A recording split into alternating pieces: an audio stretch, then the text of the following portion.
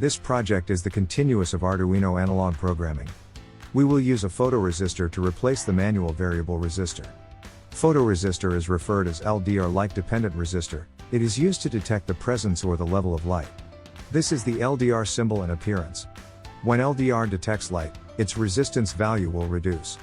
When no light, its resistance value will increase. For our project, we will reuse the previous tone melody analog input program, and replace the variable resistor with LDR.